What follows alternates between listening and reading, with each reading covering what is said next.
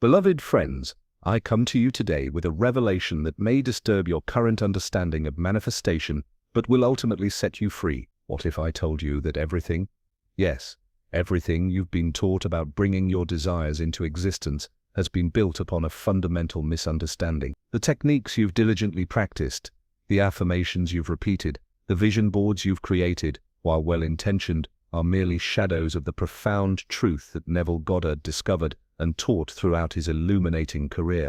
I have spent the last decade immersed in Goddard's complete works, not as a casual reader, but as a devoted student, applying these principles daily. And what I discovered shocked me to my core. The manifestation methods being taught by most so-called experts today completely miss the essence of what Goddard was revealing to humanity. Today, I'm pulling back the curtain on what may be the most important spiritual teaching you will ever encounter. This isn't hyperbole, dear friends. This is the difference between continuing to struggle with manifestation and finally experiencing the miraculous life that has always been your divine birthright. Before we proceed, I must warn you, once you understand what I'm about to share, you cannot return to your previous methods. The truth, as Neville taught it, will transform your approach to manifestation forever. Are you ready to receive this wisdom? The shocking truth about manifestation is this: you have never manifested anything in your life. Not once. And neither has anyone else. Let that statement sink in for a moment. You see, the very concept of manifestation as it's commonly taught contains a fatal error. Most teachings suggest that manifestation is about attracting something from out there and bringing it in here to your experience. This fundamental misconception has been keeping you separate from your desires, perpetuating a sense of lack and preventing the very fulfillment you seek. Neville Goddard understood what quantum physicists are only now beginning to verify scientifically. There is no out there separate from in here. The entire universe exists within your consciousness. You are not living in the world. The world is living within you. The world exists because you are aware of it, Neville declared in his lecture. Consciousness is the only reality. This isn't poetic metaphor, beloved friends. It is the most practical truth you will ever encounter. The first devastating misconception I must address is this belief in separation, that you are here and your desire is there, and manifestation is the bridge between the two. Nothing could be further from the truth. When you understand that all of existence is contained within your consciousness, you realize that manifestation isn't about attraction at all. It's about selection. You are not pulling experiences toward you. You are activating them from within the infinite possibilities that already exist within your consciousness. This is why so many of you have been struggling despite your faithful practice of manifestation techniques. You've been operating under a paradigm of separation that contradicts the very nature of reality. You've been trying to attract what already exists within you. Consider how Neville expressed this. All things exist in your consciousness. If you did not exist, the world would not exist for you. The moment you cease to be conscious, the world ceases to exist for you, though it continues to exist for others. Many of you have been taught that the universe is responsive, that it delivers to you based on your thoughts and emotions. But Neville revealed a far more empowering truth. You are not at the mercy of an external universe. You are the operant power of your reality. The universe doesn't respond to you, it emanates from you. This is why affirmations often fail, why visualization techniques produce inconsistent results, and why so many sincere seekers find themselves disappointed. They are attempting to manipulate an external world rather than recognizing themselves as the source of all worlds. The second critical misunderstanding involves the nature of imagination itself. Most teachings present imagination as a tool for influencing reality. Neville, however, understood that imagination is reality in its most fundamental form. Your physical senses show you effects, while imagination deals with causes. Imagination, Neville taught, is the very gateway of reality. Not a doorway to reality, the gateway of reality. When you imagine, you are not projecting fantasies into a void, hoping they materialize. You are engaging with the causal substance of existence itself. This explains why some of your previous manifestation attempts may have yielded results while others failed. When you truly entered the state of imagination where your desire was realized, when you occupied that state fully in consciousness, manifestation was inevitable. When you merely visualized while maintaining awareness of absence, you reinforced the very lack you sought to overcome. The third profound misconception stems from our misunderstanding of time. Most manifestation teachings treat your desires as future events to be drawn into the present. Neville revealed that time is merely a device of consciousness, not an absolute reality. All possible states exist now simultaneously, within what he called the fourth dimensional reality of complete fulfillment. As you stand at this crossroads of understanding, I invite you to release everything you thought you knew about manifestation. In the next segment, I'll reveal how to apply Neville's actual teachings to transform your manifestation practice forever. What you're about to discover is not another technique. It's the fundamental truth of existence that makes all techniques either effective or futile. Your breakthrough awaits, and it begins with understanding what Neville meant when he said those immortal words, "You are God's power and wisdom pushed out." Stay with me as we continue this journey of revelation, for what comes next will forever change how you approach the manifestation of your deepest desires. Welcome back, beloved friends. Now that I've shaken the very foundation of conventional manifestation teachings, let us explore the profound wisdom that Neville Goddard actually taught. Wisdom that has been dilutive, misunderstood, and often completely overlooked by modern spiritual teachers. The first misconception we must dismantle is this pervasive idea that manifestation is about attracting things from outside yourself. This couldn't be further from Neville's teaching. Listen carefully to his words. The world is yourself pushed out. Ask yourself what you are doing, and stop blaming others for the conditions of your life.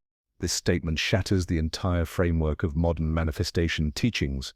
You are not attracting anything. You are expressing what you have already accepted as truth within your consciousness. The outer world is not responding to your thoughts. It is reflecting the contents of your consciousness with perfect fidelity. Consider this. Have you ever noticed that people who constantly worry about money tend to experience financial emergencies, while those who feel abundant often receive unexpected financial blessings?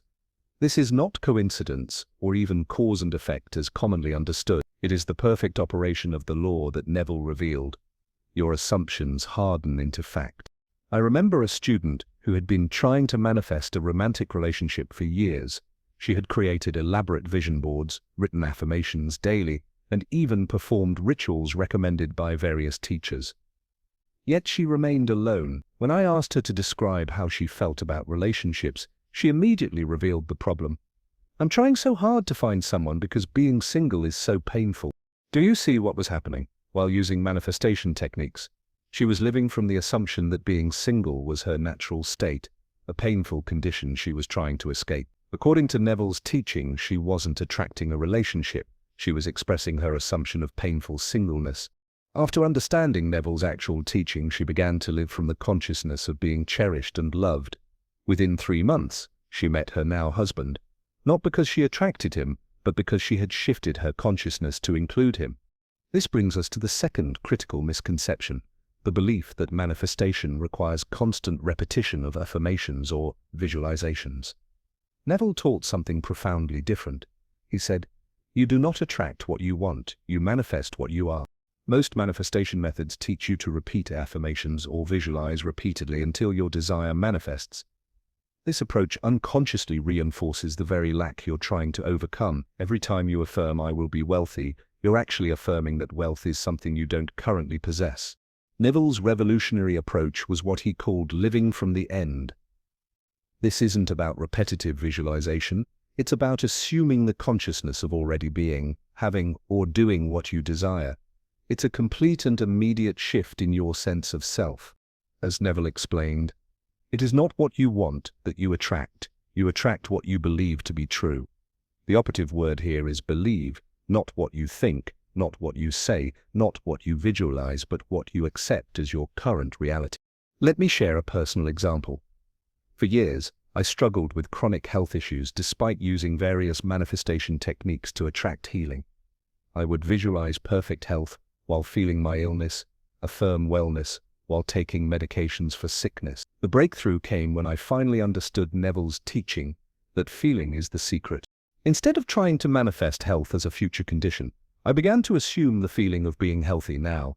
I didn't deny my symptoms, but I denied their permanence by living from the consciousness of radiant health. I didn't just imagine health. I occupied the state of health in my imagination so completely that it felt more real than my physical symptoms. Within weeks, my health began to transform dramatically. Not because I had finally attracted health, but because I had selected the version of reality where health was my natural state. The symptoms that had persisted for years despite all my previous manifestation efforts began to dissolve when I applied Neville's actual teaching. The third misconception that keeps people trapped in manifestation failure is perhaps the most insidious: the idea that manifestation requires positive thinking and high vibrations. This teaching has caused immeasurable harm to sincere seekers, making them feel that their negative thoughts or emotions are sabotaging their manifestations. Neville never taught such nonsense. What he taught was the law of assumption rather than what is commonly known as the law of attraction. The difference is crucial. The law of assumption doesn't require you to maintain constant positivity or high vibrations. It simply states that what you consciously assume to be true must objectify itself in your world. The emphasis is not on feeling good all the time, but on feeling the naturalness of your desire fulfilled, which might include a full spectrum of emotions. Neville explained this brilliantly. If a certain state of consciousness produces certain conditions in your life, then you must assume the feeling of your wish fulfilled until your assumption has all the sensory vividness of reality. This is why toxic positivity and endless affirmations often fail to produce results.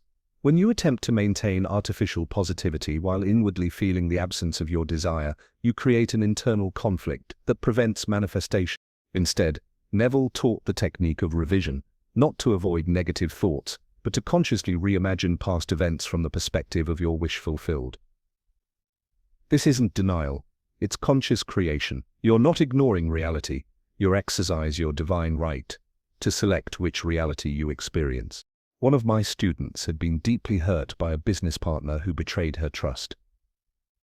Every manifestation technique she tried to improve her business failed because her consciousness was dominated by this betrayal. When she learned Neville's revision technique, she began reimagining the situation not as a betrayal but as an event that had led to greater opportunities and growth. She didn't deny what happened. She reinterpreted it from the consciousness of someone whose business was thriving. Within months, her business began to flourish in ways she couldn't have imagined, with new partners who valued integrity above all else. The essence of Neville's teaching is not about relentless positivity, it's about conscious assumption. As he stated, man's chief delusion is his conviction that there are causes other than his own state of consciousness. This is the revolutionary understanding that most manifestation teachers miss entirely. It's not about controlling your thoughts or maintaining high vibrations. It's about knowing that your consciousness is the only reality, and all appearances are merely reflections of states you have occupied in consciousness. When you truly grasp this, manifestation ceases to be a technique and becomes your natural way of creating reality. In our next segment, I'll show you exactly how to apply this understanding in practical terms to transform your life immediately. Beloved friends, we have arrived at the most crucial part of our journey together. Having dismantled the misconceptions that have kept you trapped in ineffective manifestation practices, I now offer you the practical application of Neville Goddard's authentic teachings that have transformed countless lives, including my own. Let us synthesize what we've discovered thus far. First, manifestation is not about attracting external realities, but recognizing that all realities exist within your consciousness. Second, constant repetition of affirmations or visualizations often reinforces lack rather than embodying fulfillment. Third, manifestation requires not positive thinking, but the assumption of the consciousness of your wish fulfilled.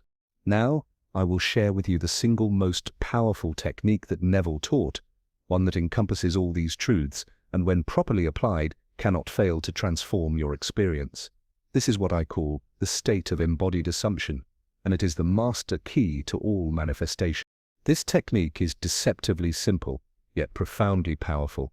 Here is how you will apply it immediately after our time together ends. First, you must identify precisely what you desire to experience. Be specific, not about the means of attainment, but about the essence of what you seek. If it's financial abundance, determine exactly how much money would give you the feeling of security and freedom. If it's a relationship, identify exactly how you would feel being with your ideal partner. Next, and this is where most teachings fail you completely, you must enter what Neville called a state akin to sleep. This is not meditation as commonly practiced. It is a specific state of consciousness where your physical senses are diminished, while your imagination is heightened. To enter this state, find a comfortable position where you won't be disturbed. Close your eyes and begin to breathe deeply. With each exhalation, feel yourself sinking deeper into relaxation. Continue until your body feels heavy and your mind becomes receptive and fluid. Now, here is the crucial step. From this state of relaxed awareness, you must construct a scene that implies your wish is already fulfilled. Not a scene of receiving your desire, but a scene that could only be true if your desire had already been realized. For example, if your desire is financial abundance, don't imagine receiving money. Instead, imagine a friend congratulating you on your financial freedom, or yourself looking at a bank statement showing your desired amount, feeling the natural satisfaction of that reality. This scene must be constructed with sensory vividness. See the colors and shapes clearly. Hear the sounds, the congratulatory words of your friend, the rustle of the bank statement paper. Feel the textures, the handshake, the paper between your fingers, smell and taste whatever would be present in that moment. Most importantly, you must feel the naturalness of this scene, not excitement or ecstasy, which imply unusualness, but the quiet satisfaction of something that is simply your normal reality. As Neville taught, what would the feeling be like were it true that I am what I want to be? How would I feel and what would it be like? Now, here is where Neville's teaching departs radically from common manifestation advice. You must then fall asleep in this state if possible. As he wrote in his masterwork, feeling is the secret. The state of consciousness of the individual is the only reality worth discussing. In sleep, man impresses the subconscious with his conception of himself.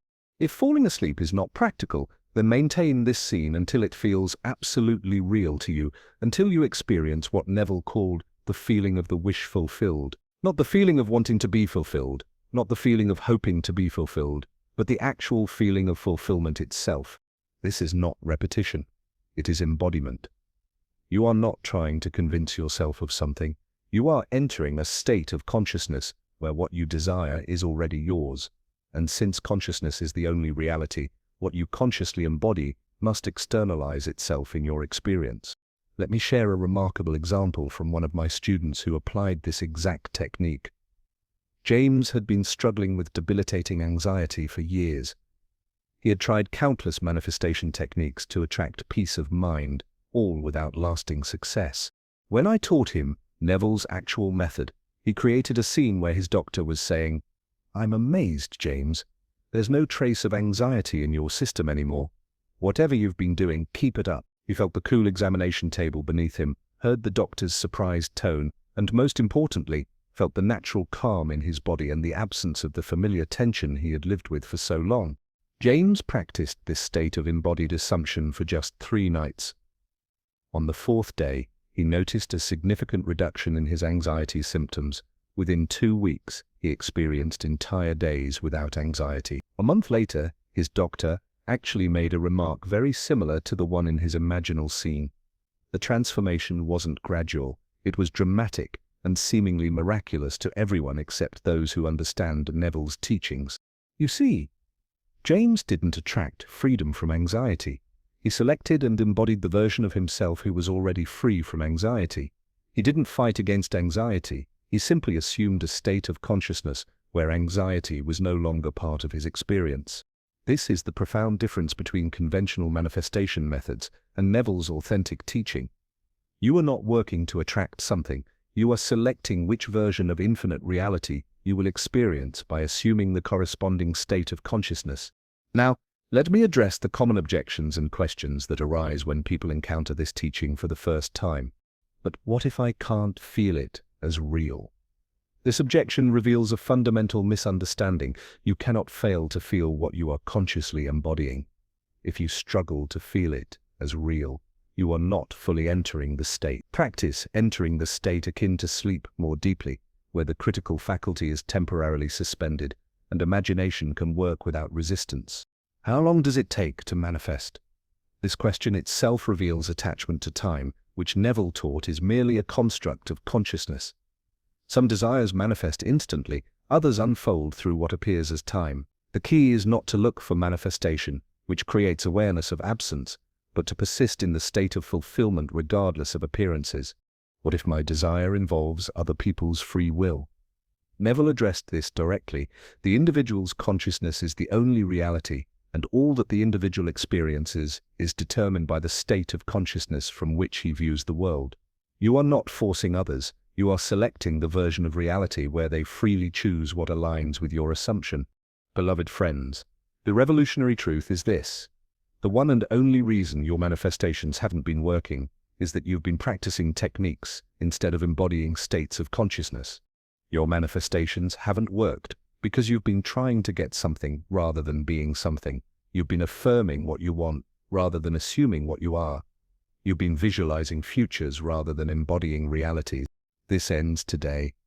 From this moment forward, you have the authentic key to manifestation as Neville Goddard actually taught it. Not law of attraction, but law of assumption. Not repetition, but embodiment. Not attraction, but selection. I invite you now to choose one desire, just one, and apply this technique tonight.